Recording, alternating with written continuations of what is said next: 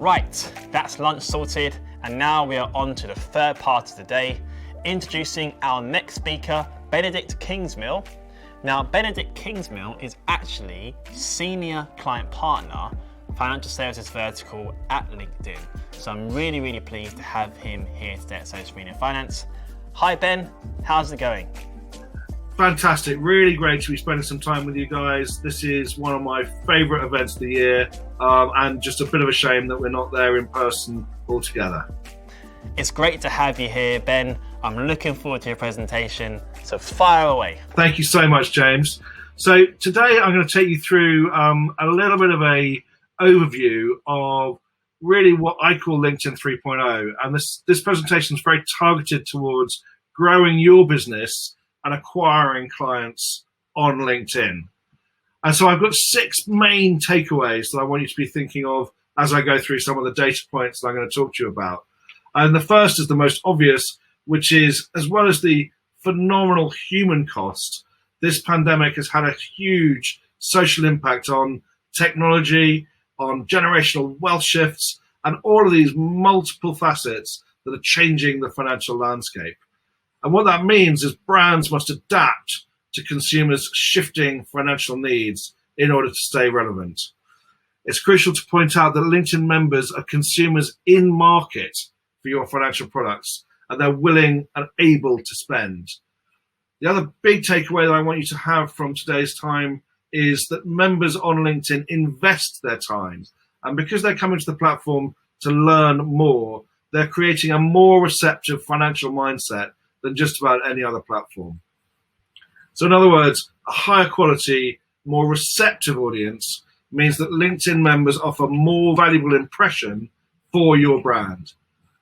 So lastly, there really is no better time to make today's financially savvy LinkedIn member your customer tomorrow. And I'm going to take you through some data points that make that point. Simply by the fact that we're sitting here, this is my spare room as opposed to the glossy office that LinkedIn has in the centre of London. We all know that now, more than ever before, we're reliant on online platforms. You'll see on the slide, our sister company, Microsoft Teams, has seen usage leap up as remote working surges. And indeed, this notion of together apart with the growth of platforms such as Zoom and Cisco products really goes to point the fact that that reliance on online really has happened in the last 18 months. And what we're seeing on platform is really interesting. We're seeing a increase of plus 60% of content creation coming across LinkedIn. Looking into sales, we're seeing an increase of 98% of people with a job title salesperson taking LinkedIn learning courses. In addition, there's been a 55% leap in conversations across LinkedIn connections. Another big trend that I think is really worth us hanging on to in our minds as this digital transformation takes place is that privacy and first-party data has never been more important. And we really, as LinkedIn, welcome that shift to the notion of users controlling their privacy. And it's always been a key sort of central belief of LinkedIn as a platform that members come first. So everything that we do on the platform is designed to improve and enhance the members' experience. I've talked about LinkedIn into the future, and I think the way I see it is that LinkedIn now really delivers a unique blend of aspects of both the scale, first-party data that I've mentioned, and engagement that social media provides, as well as the attentiveness, long-form content, and crucially trust that people get from the legacy publishers such as the FT or Wall Street Journal. And really at the intersection of those two, of social media and legacy publishers, sits LinkedIn in this truly unique position between, as I say, the intersection of that scale combined with that trust. And what's interesting is when we do some analysis of the kinds of things, the kinds of conversations that are happening on platform, what we're seeing is a real shift now coming into 2021 and beyond a real shift where the spectrum of professional and personal life is starting to blend. And again, I've talked about the intersection of social and legacy publishers. Equally, we're starting to see a new, very powerful trend of the intersection of work and life, if you like. So really, the easiest way to think about this is that LinkedIn is not only the professional network creating economic opportunity, revolutioning the way that work works, and also connecting talent with opportunity, but in addition, it is also very clearly the personal side as well, looking at improving lives, building meaningful relationships, and achieving dreams. And that really is the big shift that we've seen on the platform over the last 12 months. Looking ahead to the next 12 months on LinkedIn, what you can expect to see is more product innovation driven around 4 key pillars. Number 1, to foster purpose-driven communities. So in other words, we are united by our shared belief, and community is crucial to our own well-being. And LinkedIn is absolutely at the heart of fostering those purpose-driven communities. In addition, we are obsessed with building the best customer experience, the best member experience, so that when a member comes onto the platform, they are receiving in some sort of value exchange, in exchange for investing their time on our platform, they are leaving with a professional enhancement or an improvement in some way. For our marketing clients, the third pillar is demonstrating and delivering return on investment. So measurement, reporting, insights, all of those key areas are big areas of focus as the platform develops. And then the fourth pillar is absolutely sticking to our sweet spot of owning the high-value consumer and B2B identity, bolstering brand safety by the fantastic and unique environment that those brand messages arrive on. And so quite clearly, a rapidly changing world means rapidly changing mindsets. And as we think about our members, we really need to start by understanding their mindset. And I don't think it comes as any surprise to any of us listening today that this is a really strange time. We're living in an era of misinformation, technological innovation, huge instability around the world. There's this impending environmental crisis. And then in addition, social movements, cancel culture, subscription culture. And so these tectonic shifts are really defining the modern zeitgeist directly to affect the consumer mindset. So we really must be taking account of those shifts. So looking at today's consumers, what we're faced with is a consumer who's always on, engaged with several devices at any one time, shifting nimbly between life and work, work and life. They're time crunched very typically, feeling that they have less and less time to accomplish what they want. Crucially as well, they're cause motivated. I remember 5 years ago, it would be inconceivable for a FTSE 100 chief exec to be professing their views on something as socially significant as, for example, Black Lives Matter. Now we expect our chief executives to stand up and to take a stance and to support and drive forward the kind of social causes that we're seeing front and center. But what that means is that the whole world has a level of skepticism, a desire for trust that we've really never faced at any time before. Crucially, I'm returning to a theme that I started with. In the past, we had very clear delineations between work and life. And so if you look at what people thought about within their working lives, they were really quite distinct from those areas within their personal lives. What we're seeing now, though, is a total combination between what is work and what is life. And what I would argue is that what unites those two in terms of a single platform is LinkedIn. Digging a little deeper now, and bearing in mind this is social media in finance, what I wanted to do is spend a little bit of time exploring what financially minded members are seeking. And what you'll see on the chart above is the outcomes of some consumer research that we've undertaken with our members. So they are looking for financial guidance. They are keen to acquire financial products. They're absolutely in market to drive their wealth forward. And in order to do so, financial literacy and financial management are absolutely crucial. So the opportunity for you as financial services marketeers is to absolutely play to that value exchange where you are offering up that financial philosophy, offering over your point of view, and therefore driving that financial adoption of new products. To bring that to life a little bit more, I'm going to talk you through some of the recent research that we have undertaken with a third-party research partner called Interpret. This was a major global study that we undertook to understand how financially minded consumers operate on different social media platforms. We really wanted to understand how mindset drives platform choice. And the full report, I have to tell you, runs to about 280 pages. I'm not going to take you through 280 pages, but here's a few snapshots that I think you should find interesting. The first I want to highlight is the what I would call the LinkedIn difference.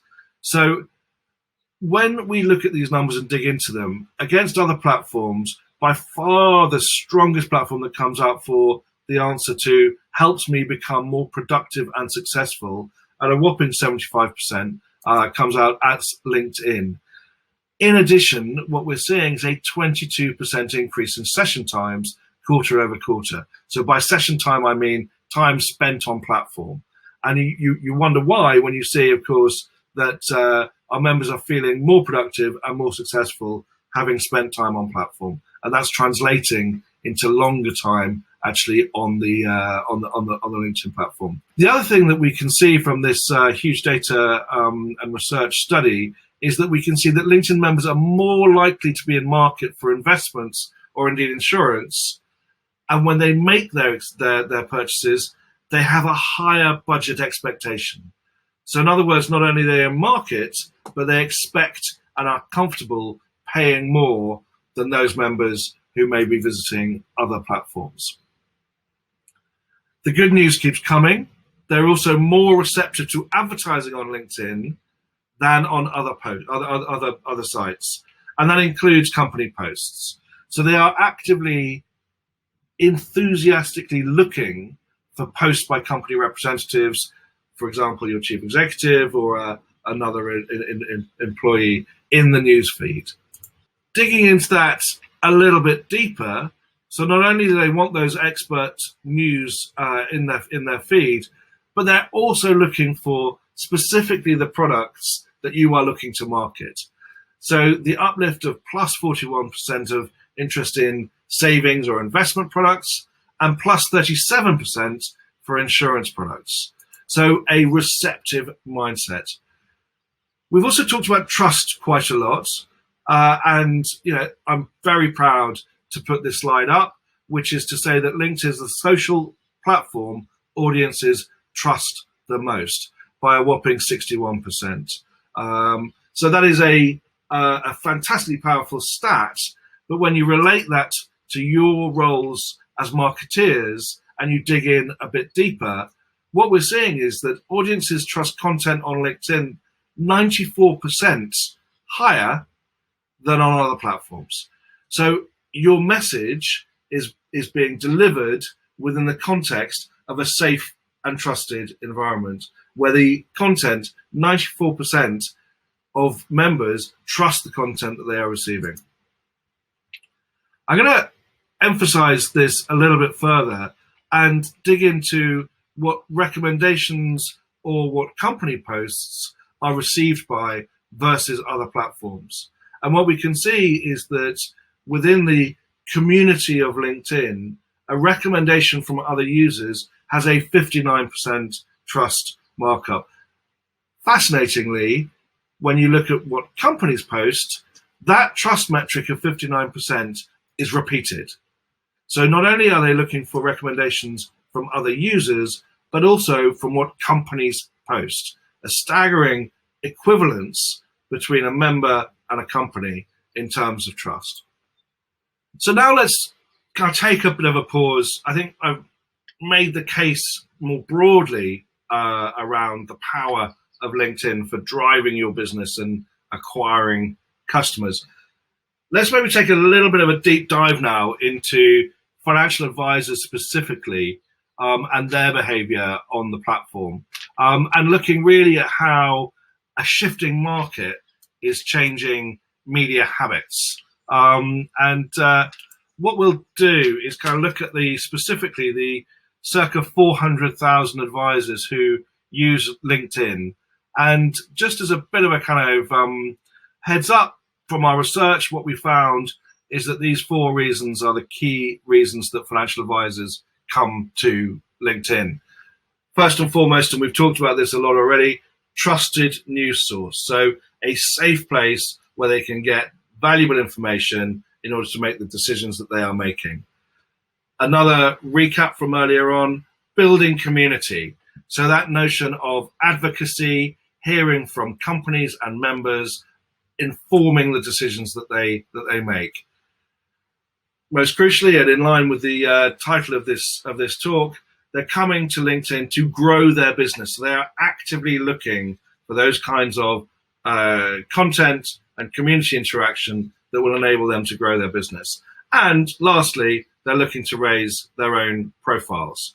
So let's look into some numbers and understand, obviously, the impact of the pandemic, which has been, as I mentioned, terrible human costs, but also huge economic impact and social change as well. So what we've seen in terms of that cohort of financial advisors is a real acceleration in their engagement on LinkedIn. So as a direct result, we think of the pandemic and working from home and the disruption that's happened there, we've seen financial advisors significantly increase their engagement across some really important topics. So retirement and financial planning, for example, up 120%. Wealth management, over 100%. The notion of buy-to-let, savings, inheritance, retirement, all nudging over the 100% increase. So these are financial advisors who are actively looking to kind of keep ahead of what's going on. They're looking for news, they're looking for information, and that provides a perfect opportunity for appropriate brands to provide appropriate content to feed that need.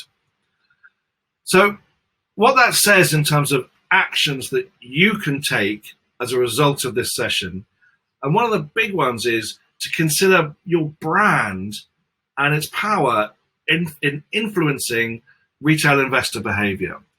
And I say that because we saw from this research that 75% of clients of financial advisors have requested a specific fund or product. So in other words, they're getting that information from somewhere, and they are not only getting the information, but they're getting a branded recall as well.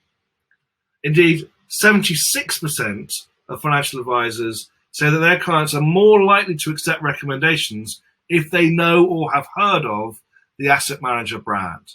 So in other words, when they are coming and they're making financial decisions, the familiarity or awareness of that brand has a key part in the decision to purchase.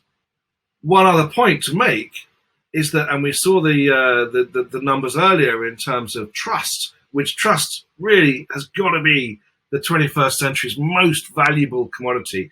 Trust, incredibly difficult to earn, incredibly easy to lose. But trust, which LinkedIn we've proven has, really plays a massive part in why FAs are using different media sources.